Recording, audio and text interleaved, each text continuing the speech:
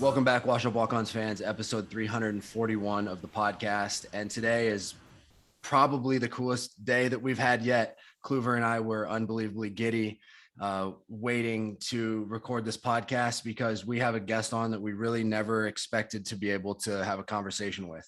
This is a guy who is a former Hawk, always a Hawk, former Hawk football player, just like us. And somebody who has been wildly successful in all of his other life endeavors. A guy I've been a fan of leading all the way back to like 2000 and I don't know, 13 on high stakes poker. I'm a big poker nerd. Been watching this guy battle it out with the legends of the poker world in the highest stakes for years and years. Chills with Dan Bilzerian. Pretty sure owns a yacht if I've seen his Instagram correctly. Venture capitalist, Iowa legend, Bill Perkins. Welcome to the Wash Up Walk-Ons, and thank you so much for being here, man. Thank you. It's weird to hear my name like a legend, but you know, I'm having fun. I'm winging life and I'm having fun. So I can talk about it on how I got there and you know how luck and work and you know circumstances got me there. Bill, if you're winging it, you got to be happy with how that turned out, man. Yeah, I forgot to add award-winning author to that intro.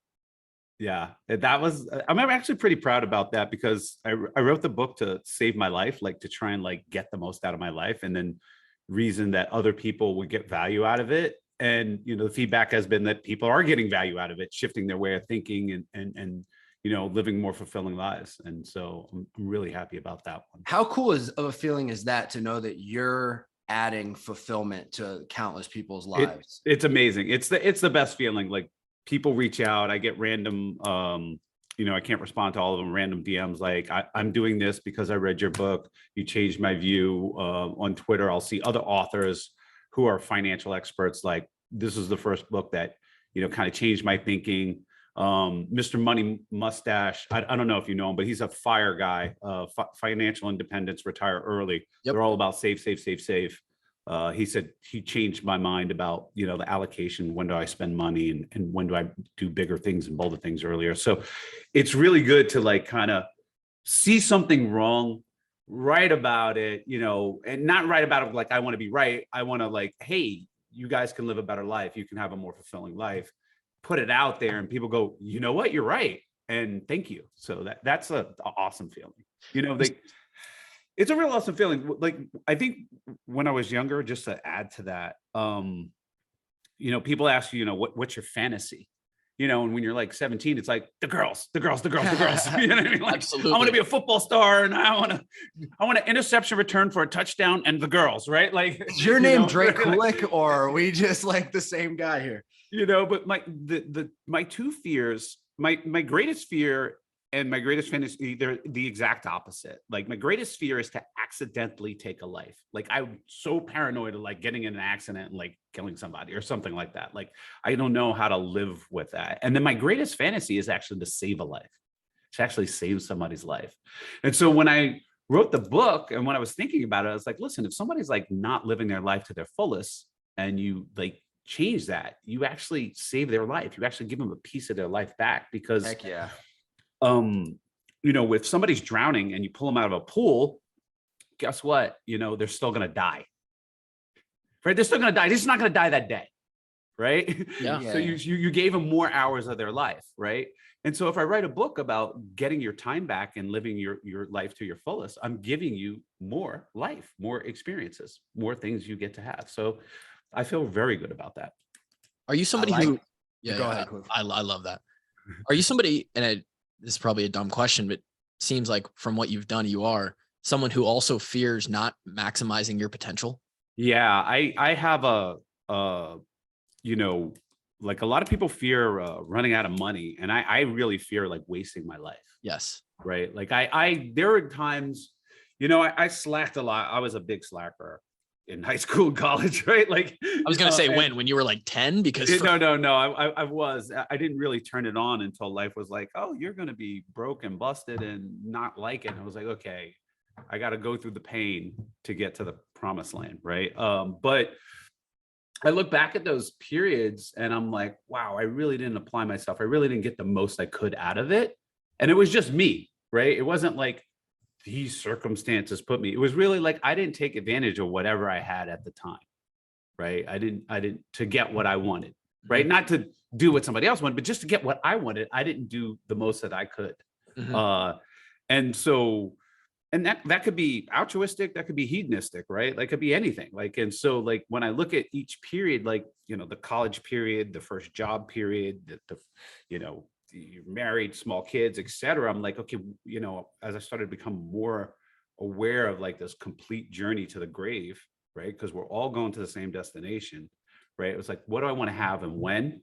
And how do I behave, or what do I do to get the maximum out of it? Because I hate looking back to like, shit, in my 20s, I should have went to the club more, or I should have done this more, or I should have worked harder in the first job, I'd be promoted by now, or whatever the circumstances are. And there are millions of circumstances for people in different scenarios, but it was like, I really want to optimize that period and the totality of my life. So when I'm on the grave, I'm like, man, that ride was fucking rough, man. I really rode the shit out of life, and I had a great ride. I don't have regrets, you know? I'm so with that. I want to be exhausted. I'm big sold on that. Yeah. Living the coolest, most experience-filled life, so that once you can't really do that many things, you have all those experiences to just enjoy in your later years. Right. And it's not just all, you know, a lot of people immediately go to like jets and yachts and poker and stuff. Sometimes it's just like, wow, I wish I said I love you more to my mom when she was alive. I wish I went on walks with my daughter, or whatever. It could be any of those things. I just want to make sure that I get the most out of it that I possibly can as a human, given that, you know, we make mistakes and have flaws, you know? Yeah. I know Drake relates with that hard. Big time. Your dad go to Iowa? Yeah, he's the real football legend. He went to Iowa. He was there from, I believe, 57 to 61. He was a scholarship player, had no real intention of going to college, like didn't know it, but like he saw kids playing football in high school, and he's like, oh, I want to go play that. Coach was like, you know how to play football? And he's like, I know how to hit people. And it looks like, so they gave him some raggedy you know, uniforms, put him on there, and then the next day he had new uniforms and got a scholarship to go to Iowa, majored in Russian, and then played like back in the leather helmet days before there was like the NFL, like the leagues, you know, for the Dallas and the Jets, and then went to Seton Hall Law. And so yeah, I saw somewhere he knew like 6 languages. I don't say it wasn't 6, but he definitely knew Spanish, English, and Russian. I don't know. Those are the 3 major. He was a Russian. I'll tell you what, that's a big. Which is weird to have like this like black dad who spoke Russian, and like, and I kept asking, I was like, were you a spy? Like, what the hell were you doing in Moscow? Like this Friends of Moscow. This sounds like a front, but I can never. I guess he wasn't, but you know, I can never. You know, it wasn't like he explained anything else other than he spoke Russian. And they had this. He didn't explain the thing or whatever, but. You know, he spoke Russian. He was so then guess he wasn't, but maybe he was. I'm still. I would never put it past me, like, you know, years later to just like declassify. Yeah, he was an operative for something. You know what I mean? So you ended up, you found yourself to Iowa City somehow, some way. You followed in the footsteps. You know, I kind of like. It was really just like my dad had gone back to Iowa to visit with the Iowa Black Alumni Association. Remember, I'm a slacker. These are my slacker years. And I was just kind of like default, like I want to go to Iowa. I want to play football too, right? Okay. Like I want to walk on, play football, be a star, right? You know, and at the time, like my physical ability, I had broke my leg at the growth plate in junior year. And so like my speed, whatever, is like, I guess if I worked as hard as I should have, I could have been there. There were some great walk-ons. Phil Bradley, actually, he did score a touchdown on a block, right? He was a walk-on in my class. You know, I was in a class with Quinn Early. Quinn Early was before me, Mike Titley, a bunch of guys, Merton Hanks. I was, you know, in that area coming through, but I still had that not take advantage of what was given to me type of attitude, like kind of like almost like I deserve this instead I need to work for it phase, you know? So I didn't fully take advantage of it. And I was in the College of Engineering and I was like slacking there too. So that was like, it was a bad scenario for me. Not that it was a bad experience. Like I was having too much fun, right? In college, way too much fun and not enough work, both in football and College of Engineering, right? And then by my last year, I was like, I'm going to spend 4.5 years here and not have a degree if I don't like get my shit together, at least barely graduate, you know? And I did, and you know, I eventually did, right? Graduate, and I went on to be like, you know, started off as like a peon as a screen clerk in the New York Mercantile Exchange, you know? And that's when I was really like, okay, it's time to shine. It's time to, you know, put up, stop talking shit and actually do it, you know? Yeah, Kluver and I were extremely interested to hear how you went from the electrical engineering degree at Iowa to energy exchange. Yeah, so I really, you know, when they have career day, you know, they would have people from IBM come in and talk about engineering, and I really didn't want to do that. It was really not satisfying to me that kind of the life where it's kind of like planned out, right? Like Yes. you come in, you're like junior chip a year, you get a promote, and after 5 years you get whatever, and then you work, you know, and you work on a subsection of a chip in your specialty, and it's part of a big thing. And that's great. That's why we have great products, right? There's one guy who's working on this, just like the communication of one chip area to the other area, making it faster. But like, to me, that was death, right? Death in a cubicle type deal. Yeah. It was just kind of like, that's that kind of life. And, you know, I was pretty delusional. And I tell people, I'm like, I was delusional, but my delusions came true. You know, I was like, I want to be rich and I can make whatever. And, you know, at the time there was a lot of movies called, you know, there was a movie called Wall Street that was out, and not being the greedy, you know, criminal guy, but like noticing that these stockbrokers, like they'd seem like they made infinite money and they were able to do whatever they want. And so I got a job as a screen clerk, like literally a peon, like working in a mailroom as the equivalent, right? And kind of worked my way up in that way, you know? So and the reason I did it, the reason I went in that is I just saw the leverage that they had and their ability to make a lot of capital, right? In order to have the life they really wanted, right? And so back then, you know, when I was forming, I was like, you know, a lot of people just work. They're not like, I mean, I think if everybody could do exactly what they wanted at a certain year, like we'd all be actors or something like that. You know what I mean? Like some of us would be brain surgeons, whatever, but there would be too many actors, right? Yeah, there would be too many actors, too many people doing commercials and movie stars, right? Everybody be a movie star or a rock star, right? A lot of drug addicts. So yeah, exactly. So I think, you know, by and large, most people do something that they're good at or competent at or something in order to acquire capital to do the things they really want to do, right? Like yeah, that's the purpose, that slave right? To your job type deal. Right. Like it's a means to an end, right? And you know, part of that end is, you know, I want a house over my head, I want to be able to eat and drink, but after that, it's all the other things you want, right? Which are as varied as there are people. And so I was like, okay, but I want a lot of different things, and I don't want to have to ask the price tag. And I want, you know what I mean? I want the means, that the lifestyle that I was solving for was, you know, much larger and required a lot of cash. And so I was like, okay, this field, this area, right? And it kind of fit because it seemed like, you know, you do apply logic, you do apply reasoning, you do apply, you know, math, and, you know, you have a logical way of thinking coming through engineering and math backgrounds, and those type of puzzles, right? I'm pretty good at, right? So I went into an area where, like, you know what I mean? Like I at least I thought I was good. Like I was arrogant enough to think I can solve this puzzle better than, you know, the average person. And, you know, I kind of journeyman my way on different sides of the industry, from, you know, a screen clerk working up to, like, you know, a phone clerk on the exchange to over-the-counter broker, which I didn't like.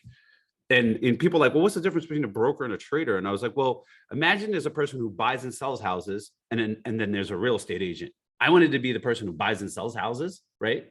Not the real estate agent, because I, you know, my personality is like, I'm very people are going to be shocked, but I'm very introverted, right? Like I'm a very small circle, right? I like to be dependent on my own efforts, not whether that person likes me or not. You know what I mean?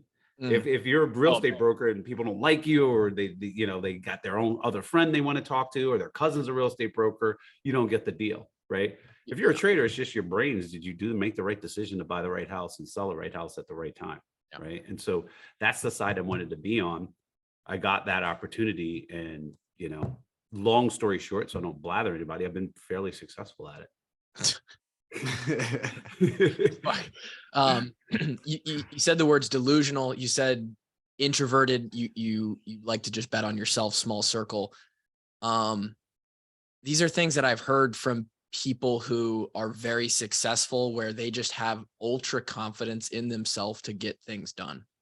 Yeah, I don't want to confuse people or like kind of paint this picture. Like, if you believe in yourself, it will happen, but it is a requirement, right? It is a prerequisite, right? Like, if you want to hit a home run, you have to show up at the plate, right?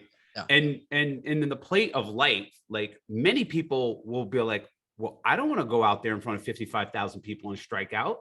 Sure. Right. I'm going to look like an idiot. My mom's going to be like, what are you doing? And your girlfriend's going to be like, I told you so. And internally, like, we're our own worst critics, right? Like, they're afraid of the accountability, right? Yes, you're afraid of accountability, but we're also afraid of the shame or failure of failing, right?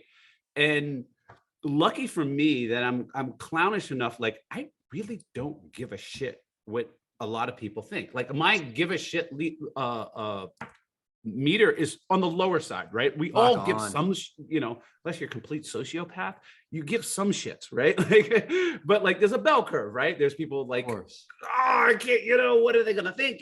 Like, whatever. Like, when you're teenage years, like, you're always thinking everybody's watching you and they care, Yes. and then as you get older, you're like, people don't really give a shit what I'm doing. Like, they're just moving on in their own lives, right? Yeah. I'm kind of on the far end of the spectrum. Like, I'm willing to look like a complete fool.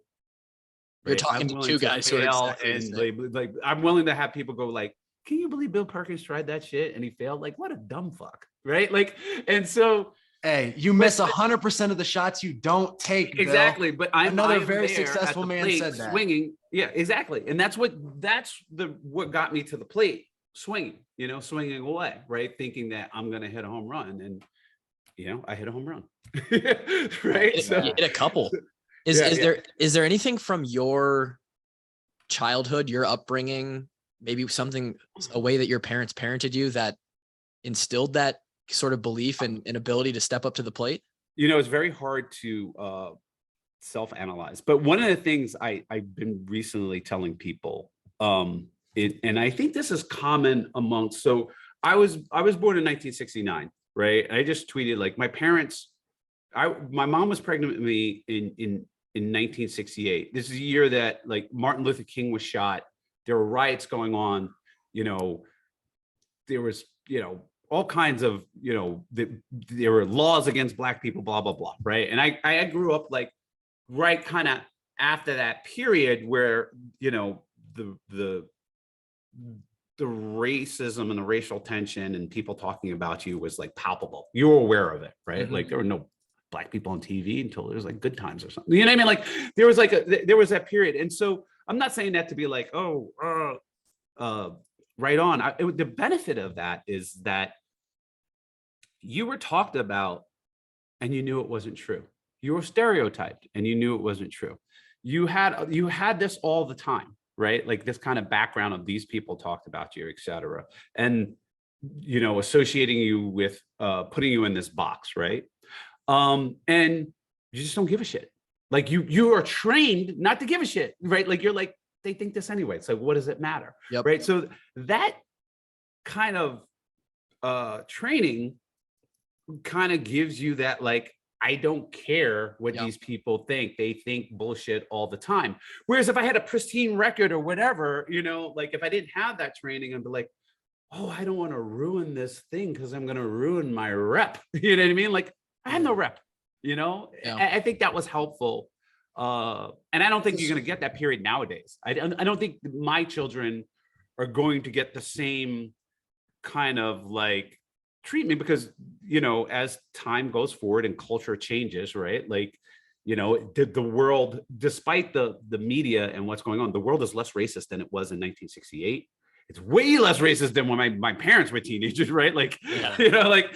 Et cetera. So like, and 70s, right? In the 70s and 80s. And so that was one part of the training. And also my dad having, he's a kid of like 39, right? So imagine the 40s and 50s, imagine his level, I don't give a shit, right? And his battles, right? So he was like, and he was a badass, and he, in college, went to law school, spoke Russian. Like he was like, he would be like, he said this to me constantly. I'm glad you asked this question, because I didn't remember this until now. Like I didn't remember this till now. He used to tell me, there's who you say you are, there's who people say you are, and there's who you really are. Yeah. He used to say that to me all the time, right? And so, and what he was like, what really matters is who you really are, right? So, because like you sometimes like, oh, I'm this or that, and you're just talking shit, right? That's not really you. You know what I mean? Like you're saying you're doing these things, but you're not really being accountable, and you're not being. And there's the things other people say. It's like who you really are, and that's what matters, right? So, it's kind of like you need to do the thing, right? And that's going to define who you are and what you do. And so that statement plus the training, I think, is what gives me that extra willingness to like, hey, you said you don't want to waste your life during this period. You don't want to be afraid, then go ahead and do it. Go ahead and start the business. Go ahead and tell the girl I love you. Go ahead and, take your shot, I love it. So before we get into your adult life past college, I want to ask if you remember any days of Iowa football where like that specifically stick out in your mind, conditioning, summer. Oh yeah. The main thing is that, like, let me tell you the slacker. So how at the you guys, I think they still do this. Like you come back after summer and you got to run, like it's not a steeplechase, but you got to do this in shape thing where you got to run back and forth, tag the thing, sure, whatever. And I'd always come back out of fucking shape. And so, and I remember, so you used to have to run extra sprints after practice. Hey, Bill, right? I've been there, man. You just have to run extra sprints in practice until you made your time, right? It was like the DBs had their time, the running backs had their time, and you'd have to run back and forth and tag it. I never made, I'd come back like, what were you doing all summer? Like that type of guy, like you were supposed to do this. And so I remember running extra sprints all the time after practice. And I remember, me and myself and Mike Titley having to go run and complete our time. And you had to keep doing it until you made your time. Right.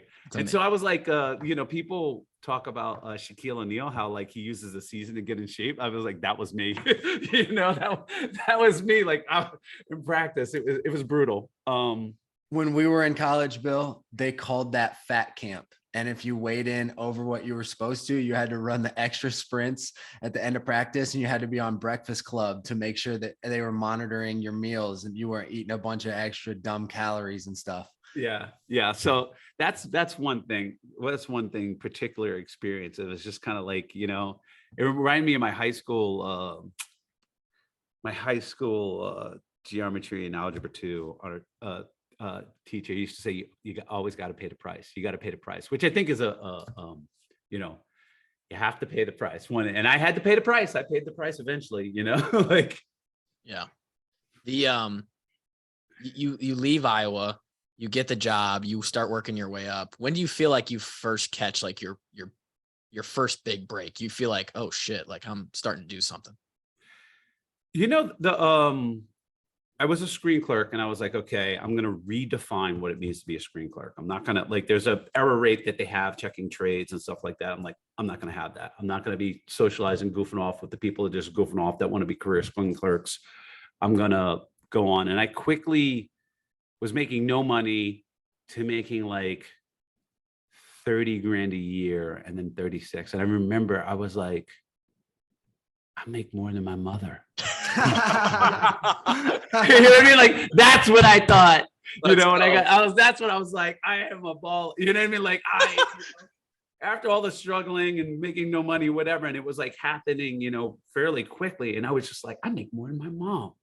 I'm a badass. And like, literally, like, I have not felt like more on top of the world than to the day I was like, I realized I made more than my mom down in New York City. And I used to think the ferry, the ferry was more expensive than the train. Now there's ferries going back and forth from Manhattan and New Jersey all the time. But I used to, then could afford to take the ferry up top. And it was very empowering to like come in and see Manhattan, this was back when the two Twin Towers were there. At World Trade Center, and just, it was just like, this is my city. I'm making it, I'm Joe, $36,000 a year guy now, and I just felt like a king. And it was really just the rate of change in my life. It was a rapid rate of change going from like, wow, I have no money. I'm driving a limo at night to make ends meet, to like, I make more than my mom. Like, yeah. Take that, mom. You know what I mean? Like, you were driving a limo. Yeah. Well, so when I was making like, I think it was like $16,000 a year, somewhere around that, the exact number, but it wasn't enough money to like really live. It was like no money, like you start off with Uber no money. wasn't a thing yet. So yeah. And so my boss at the time, the limo driver, quit. They're like, we need some. I heard them talking. I was like, I'll drive the limo. Like, I need the money. Like, I will drive the limo. And actually, if I was just a limo driver, I would have made a lot more money than I was making at the time, because one, it paid pretty good at the night, right? At night. And two, these guys would get drunk and tip like mad, and I would be like, this is amazing. Like, and I was saving my saving my money, just super frugal and just, like trying to, make ends meet at the time, and like have a life and be able to go on a date and not sweat the popcorn, that type of thing. So, but I was, you got to the point in life where you don't sweat a $12 popcorn. Yeah. I'm a long way from that, Bill. Yeah, long way. Like sweating the popcorn was a thing. Like I was sweating bullets, and it's fun being young and in New York City or whatever, but being busted is definitely a crimp on your social life in New York City. There's lots of other busted people and girls, whatever, but it's just hard to mix in there at the level I wanted to mix, seeing other people. So I was really, really, really happy, that period when I was like, I make more than my mom, I can do some things, shortly after that I was making double, triple that, 5 times that, but that I would specifically remember that. That's amazing. You correct me if I'm wrong, you're 27, 28, and you start Small Ventures USA in 1997. Yeah. So I came down, I was making good money. Now I'm trading in Houston, just having fun, learning and doing what I, at the time, liked and loved, a puzzle I liked and loved that was potentially extremely lucrative, right?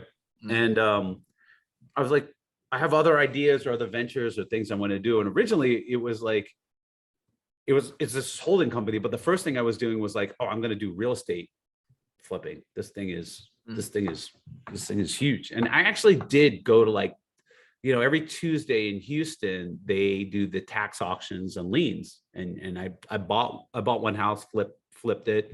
I did the tax things, and, was out there in the streets. But I quickly was like, you know what? This sucks. Not because it didn't pay. And I highly recommend it to other people that want to go do the work and get it. But I was like, I don't want to do the work. It's like real work. Yeah. When you're trading, it's like my brain and computers and solving the puzzle. It's like really going down to the auction house, pulling out the sheets, doing the so-and-so, bidding the house, get the house, whatever, etc. It's great returns. And, you need people that get backed, have a lot of capital. And it's like almost free money. The tax lien stuff. It literally is almost free money. Yeah. But it was real work. And, I wanted the most leveraged type of situations as possible. And that wasn't it, because I had to go do real work. Yeah. It wasn't like real hard work. Like, I mean, but it took a lot of time. Like, where you would go look at the houses, you'd have to go through the houses, you'd miss things that you worked, you'd work a week or hours figuring out, you go down, somebody bids higher than you, takes it, you're like, crap, but those guys, those people, individuals, even they're making a pretty damn good living doing that. Yeah. You know, it is a lot of work. But it's not for you. And it wasn't for me, but I'm like, it's definitely a good field. But then you become your own boss. Yeah, I become my own boss. I set up the company, and now I have this holding company that I can do other ventures and put other things under the small ventures umbrella, right? And so as I became more and more wealthy, it became the holding place for other ventures that I would put in there, right? Did you feel like at this point you unlocked life a little bit, and you started to, like, did you ever have the dissociation of like, oh, you see these people keeping up with the Joneses, they wake up, they drive to work, they run their 9 to 5. It's like they hate their life. And at some point, did you realize I'm playing my own game here? Like, this is awesome. Yeah, yes and no. I mean, I knew I didn't want to do this kind of like defined career path, picket fence life, right? Yeah. But I was still on autopilot, and just like I was doing what I thought rich guys supposed to do that were marketed to me, but that wasn't organic in who I was. Okay. Right. Like, I remember when I would like bought the car, and I was like, what? I don't even like cars. I'm not a car guy. Like, when I was a kid, yes, I had Matchbox cars and I like cars, but like, I was like, oh yeah, I'm going to buy the fucking car, the fancy car. And then I got like the car, and I didn't like it. What was the car? I had a Lamborghini, I had a McLaren. This is later on in life. I had these cars, and I didn't, it's like, I didn't know what I wanted. I only knew what was marketed to me. Yep. Like when you go to a movie, they have the stereotypical rich guy. This is what they do, right? And I was like, okay, now I'm rich. Like, I should do this. Yeah. And quite frankly, when I look back to that period, now I'm like, wow, fuck, why didn't I do this, this, and this? I could have done it right. You know what I mean? I could have traveled here. I could have done this exploration. I could have afforded this. I could have X, Y, and Z. Had I really like sat down and thought about it, and I would have had a better, richer, and I don't mean richer like money, I mean richer experience for that period. Not saying I didn't have fun. I'm not saying I didn't have fun. I'm just saying like it wasn't optimized. Yeah, the Lambo and the McLaren, they still went fast, right? It was still they still went fast, but it was just kind of like this kind of like typical like it was a cliche movie rich guy life, not like a real rich life that I wanted to have, right? But you can only learn that lesson organically, because not a lot of people actually get to that status where they can just buy a McLaren because they want to, and it takes that experience to know that that doesn't really fulfill me. These other things fulfill. But I knew I wasn't a car guy. What I didn't do is sit down and think like, okay, what do you really want to have? Like, you're in your 20s.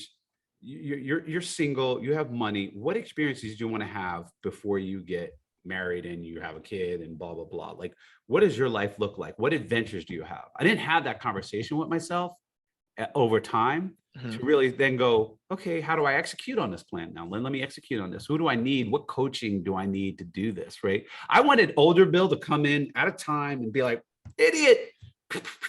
You know what I mean? Like, go do this, go visit, go live in this, Spain for the summer, go back, go here, go do this, go get your friends, scholarship them, and go on your adventure and do these things that you're not going to be able to do later in the way that you can do it now. Oh, yeah. I was just going to ask, what is older Bill realize now? What are those things? Traveling?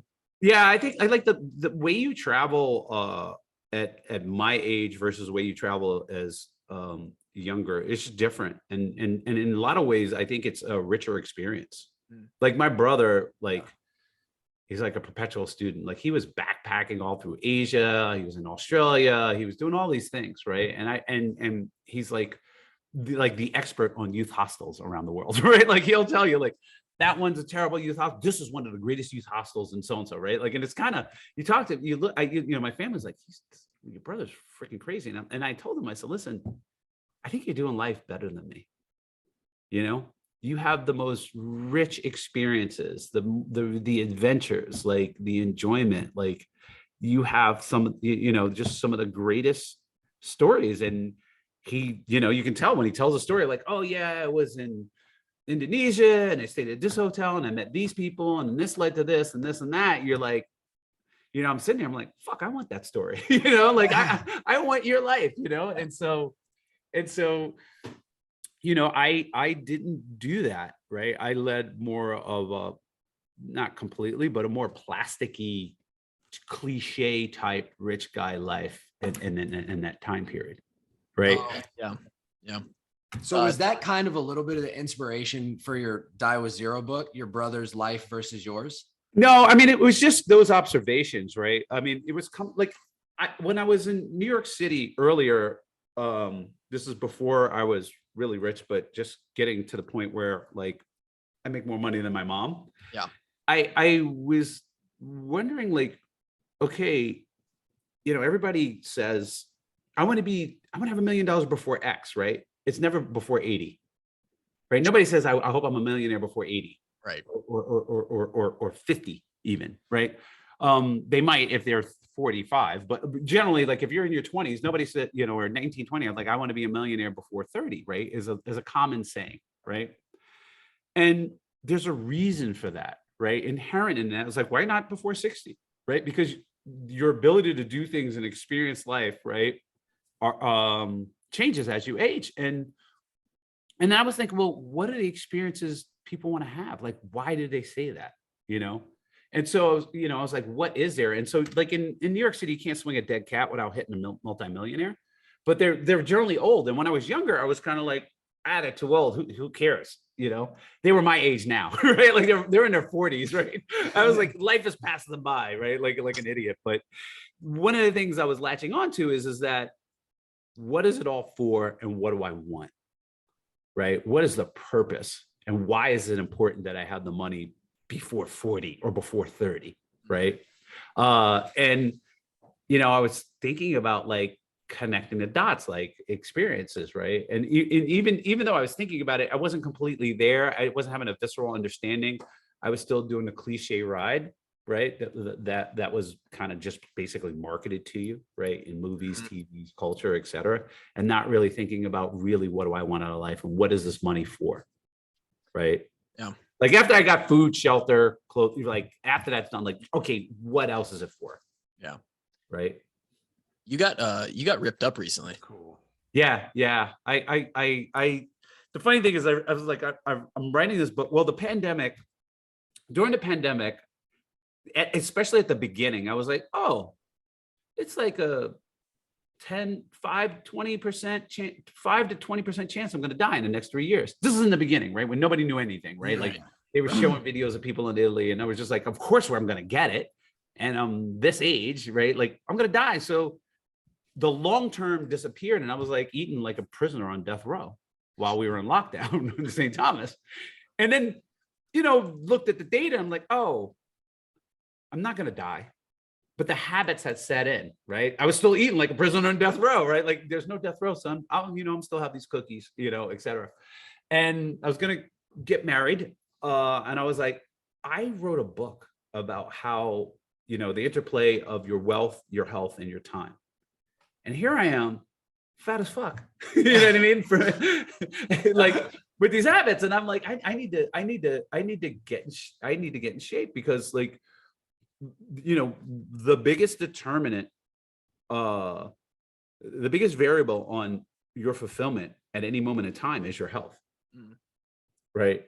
And so if you want to maximize your experiences, you want to maximize your fulfillment on this planet, you want to be in, your maximum shape as close as possible. We've been trying to preach that on this podcast for a long time, man. That's how Kluver makes his living. Yeah. Is by trying to instill that thought process in people. Yeah. So that was the first reason. And, I want to look good when I have sex too, just like everybody else. Yeah. Yeah. When you're on the yacht, you got to look good.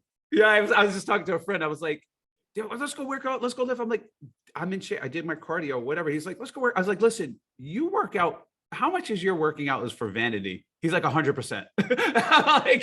I'm like, well, mine is to stay in shape and live longer and have enjoyment experiences. Vanity. But I have that too. But, so I was like, okay, what is max for me? Right. What can I do? And it was partly of a contest. I had a bet with Dan Bilzerian about could I get to sub 9% in 6 months from where I was, which was like 24. And let me tell you something, I knew I could do it, but it's just painful. It was very painful in a race. But, you know, people don't have to race like me. The math is fairly simple, right? The math will take over, right? Yep. Like the same process that got me there on the way up, like overeating X calories per day is just simple math. I'm just start ballooning, right? And not working out. It works in reverse, you know, burn X more calories than you take in per day. It works in reverse. So you could do that over a year, or you could do that, you know, in 3.5 months, because me being, you know, missed a delay it to the end, you know, et cetera. You got there. Correct Yeah, me you got if I'm there. wrong, You got there. though. It was very, very, very painful in a race format. But if I wasn't racing, it would be very easy. You know, it's just setting up the habits. You know, when people say, well, how do you do it? I was like, the real thing is set up the habits. Make it easy for you to succeed. Yeah. Correct me if I'm wrong. You made a similar bet with the Staples brothers. Yeah. They Get did them the into a weight healthy loss one. lifestyle. I've switched to body fat because, you know, you can lose weight and that's great, but like body fat percentage and getting rid of the visceral fat, not just like shedding muscle mass, you know, at the same time, you know, I think is better, is definitely better for people, right? Like you want to have the muscle mass on there. But it's your biggest determinant. And so like, you know, like I said, I wrote the book to save my own life. And I was like, well, I need to listen to what the words I wrote in this book and get in shape. And obviously like the cliche is true. I feel so much better. It's great. You know what I mean? Everything is so much better. What's the routine look like now that you're not in race mode, but just maintenance? Well, it's just, you know, I know what my RMR is, you know, so my RMR is like 2,500. Yep. Like me just walking around is 2,500 calories a day. So like, damn good. Depending on where I am, you know, that's kind of like the average target where I'm going. You know, I do my cardio. I like just keeping my cardio up and my muscles, you know, maintaining some muscle mass, et cetera. And so, you know, my trainer, we worked out, we only do 30 minutes of weights a day. Like when I go to the trainer and he's like, but it's 30 minutes weights. There's no breaks, right? It's circuit. So I call it 30 minutes of hell, but it's only 30 minutes. And I think everybody can do 30 minutes of hell. Absolutely. And then because of, you know, back and cartilage, I'm not an impact guy to my back. I just do the Peloton for cardio. Love it. And you know, I'm fortunate enough to be able to afford a Peloton and put it in my house. So it makes it easy. I don't have an excuse. It's not like, oh, it's raining, I'm not going to go to the gym, or, oh, blah, blah, blah. It's like, nah, motherfucker. It's right up there. You know, get on it. But Kluver also bought a Peloton with our podcast money. So yeah, we're actually trying to still recoup the funds from Kluver's Peloton. Yeah, the idea that, you know, behavior, I learned this I took a boot camp on behavior design, and behavior is a convergence of motivation, ability, and a prompt. You know, a lot of people focus on the motivation. Like, you got to do it and I got to get you motivated, whatever, which is fine. But motivation goes up and down, right? Depending on what's going on, you got a stomach ache or whatever. You know, the technology companies always focus on ability or making it easy. Right? It's so easy to click the notification button, one click buying, one click this. Potato chips are all around you, right? So, you know, a real a good example of this is that, you know, people will be on their phone all night, right? When they're trying to go to bed and like, oh, I always get on my phone. Go ahead and put it in your bathroom. I guarantee you won't get up out of bed. Just that small change in difficulty changes the behavior. And so it works also with working out and other things, like make it easy for you to actually do the behavior that gets you to your goal. And so the Peloton in your house makes it a lot easier. So you're going to use it more, right? It's going to help you get to your goal, right? Walking with a friend 3 miles, that's going to make it easier because you got a friend and a buddy. Like whatever it is to make it easy helps, right? You know, you hear Bezos and all these guys, they all have their meditation, their whatever that makes them successful, right? Are there any other daily practices that Bill Perkins does that you think are really helpful for your productivity? Wow, that's a good question. I don't know if there isn't, then you don't have to bullshit. No. I because I'm going to approach it from a different way. I don't, it's not a productivity, but one of the things I think I do that people ask is like, I'm very curious. and I stay very curious. I'm just constantly hoovering information. It's a great trait. And which gives me what they call range. And occasionally I'm able to take that, apply it to that, and it makes me successful. Right. Even in my own field, like I'm constantly hoovering information, looking at what could happen, what's going on, what's the approximate cause of the next move.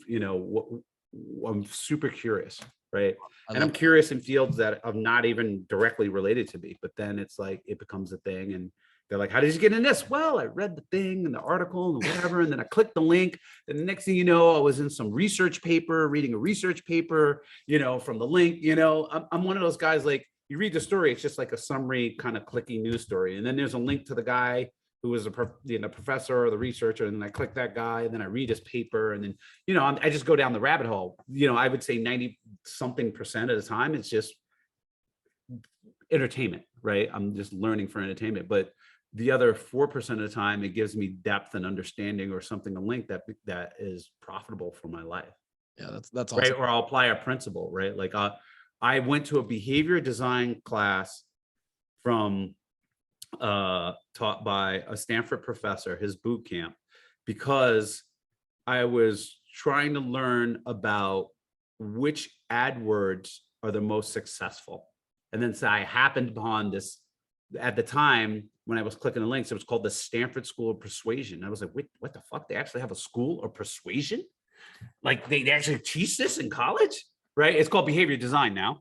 And then I so I'm like, oh yeah, these envelopes, those are the things like this weird trick, or seven ways to lose belly fat, or whatever. Those little headlines are the things that wrap you into a thing. And I was looking at how does that work and what makes you successful. And then I clicked on Stanford and found BJ Fogg, and then I was reading up on his behavior design model. I was like, this is genius shit. Like I could really use this in everything, right? Everybody can use that. Your podcast can use that. And then next, I'm like, oh, he wrote a book called Tiny Habits. And then I was reading through, and he's like, oh, he has this boot camp on behavior design. Then I signed up begged my way into the boot camp, got into the boot camp of behavior design. And now I use the things I was taught in that class in everything.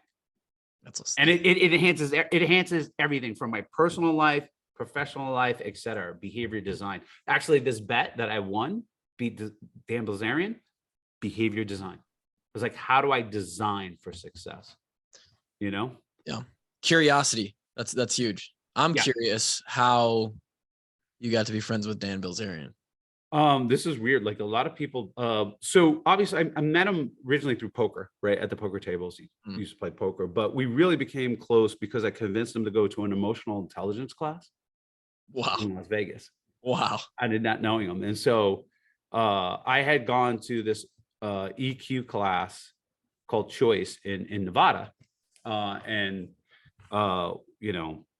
They're changed it, but like they're the way they market, like there's two ways you can market, and it's also kind of like a test. They call it like it's very cult like the way the marketing goes, but you tell other people, hey, come in, this is the impact it had on my life, sure, and how it changed my life. I think you get a lot of value out of it. And I saw some things in Dan, and I thought he would get a lot of value out of it, and he's like, I'll go. And I'm like, I'm serious. Like, you got to go, but don't quit. He's like, I don't quit. I will go. Wow. So he went. So a lot of people think Dan Bilzerian, emotional intelligence class. I'm like, yeah. that one doesn't line up. It's a lot. It's a lot. People are not one dimensional, right? And obviously, when you're snapping the highlights of different people's lives, like on Instagram, like his highlight is like hedonism and living a life he wants to live, right? Yeah. There's other aspects of it, right? And so that's how Dan and I became being close friends. Drake, I know you're chomping at the bit to get what was it like to play high stakes poker, man? What is it like? I'm a poker player myself, and I made a living off that for a few years and really enjoyed it. So I'm just like super curious from a fanboy perspective. It's fun. It's a little nerve wracking. As a matter of fact, like I would be in let's say I'm in a pot and it's like, I don't know, $80,000, which is, and I just made a bet, and I'm very like, if you could put a heart monitor up, you hear my heart, cacao, cacao, cacao. Like, is he going to Me raise? too, Is he man. Whatever. He's going to whatever. Like, you're just like, oh my God, dude, like, what do I do if he does this? Like, even though the sum of money, like I make bigger risk reward decisions, et cetera, I'm kind of outside my area of expertise, right? Like these guys are like pros and I'm like, shit, I'm lost. Like, I don't know if I'm supposed to call, fold, raise, go all in, bluff, whatever. And when you're not the pro, you find yourself in that situation. It's exhilarating, it's fun, but it's also a little nerve-wracking because I'm not the expert. Like, I don't have that. Like, if I lose $1 million trading natural gas that day, it'd be like, that's how it goes. I know I did I did my best. I made the right decision. I'm almost the house, right? Like, Right. but in poker, when each situation is almost like a test, right? Yeah. Every single thing is a test. Did I pass it? Did I test? Did I do the right behavior? Did I did it right there? And TV cameras on you and whatever, you're just like, fuck, I know I'm fucking this up. Fuck it. Like you find yourself in that scenario. As time has gone on, I'm still like, these guys are constantly playing, constantly sharpening a game and constantly being reminded. Like, I haven't played, actually September 9th, I'm going to go play poker on TV live. Poker Go. Yeah. Antonio Spandiari live. I think it's High Stakes Poker or Poker After Dark. It's one of the TV ones. Cool. We're gonna go film, but I'm like, I haven't played in so long. I'm a little worried, but I'm like, fuck it. They're pros. That's when you're gonna do the best. Because exactly. Come at them with a completely different I'm game. gonna come at them. I'm gonna come at them to try and hurt people. And so I enjoy it. There's, poker is, to me, it's better than golf because in golf you got to be quiet. That guy's all the way over there in the weeds, etc. There, you're all together. You can talk smack. You can talk about things. You learn about people. You meet interesting characters. All types of people play poker, so that's enjoyable. That's enjoyable about high stakes poker and playing on TV. The being put to the test in front of the camera. Even though I'm on the don't give a shit, I'm just like, oh my gosh, I'm gonna look like such a clown. You know what I mean? That is tough. That is in front of a TV audience is kind of like, imagine you took the SATs and every time there was like a TV, we're like, is he gonna pick the right answer? That type of it's a little nerve-wracking, right? Some imposter syndrome in there. Yeah, exactly. But I'm not afraid to get up there and chop it up and have a good time. Who are some of your favorites to play with? Well, I like Phil just because he goes nuts. You know what I mean? If you beat him, like you can always like, it's like an added bonus. If you get him, you get the entertainment value. Rick Solomon, because he's just unpredictable and puts a lot of pressure on people. All-time legendary human as well. Yeah. Antonio, just because we like to mess with each other. We're friends, I love Spandiari. Those guys are some of the best people to come. That's a great lineup right there. Yeah. Have you ever found yourself sitting at the table and you're just like, fuck, I should not be here. Like I'm in way too deep. Like I got to get out of here. Yeah. Like every cash game I play. No. I guess in the beginning, like I'm in the beginning, but I think as I've learned and then I kind of forgot, so I could get in there. I've gotten to a spot where I'm like not afraid to step in the ring for anybody, but there's times where I'm just like, I am lost. You know what I mean? Like I am lost. I'm taking a test that I didn't study for. And everybody's been there like, holy shit, we got a final today. Like, that was me. But they didn't have TV cameras in that final. We got a final today. Holy shit. And a paper's due and I didn't do it. And you're like, you got like an hour. Like I've been in that scenario. Like, how like, after I graduated, like I used to have that nightmare of like, oh, there was a final and I didn't study like a I remember thermodynamics class, which is like, oh my gosh, I have a thermodynamics test. I used to have that nightmare of a thermodynamics test that I didn't study for. Yep, I still have that nightmare. Yeah, exactly. So it lasts a while, lasts a while. You got back last year for the Penn State game. Is that correct? I believe, yes. Was it Penn State? Well, they honored Mike Titley at the game. Okay. Yes. Okay. Yeah. And how often do you get back? I think Drake was talking about you were back in like 20. I haven't, was it Penn?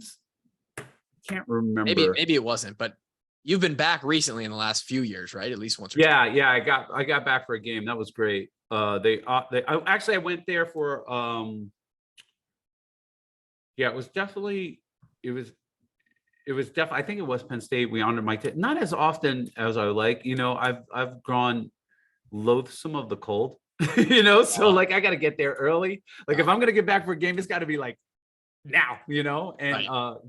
get up there. But I do want to get up there this year. Might be pretty for one good. game.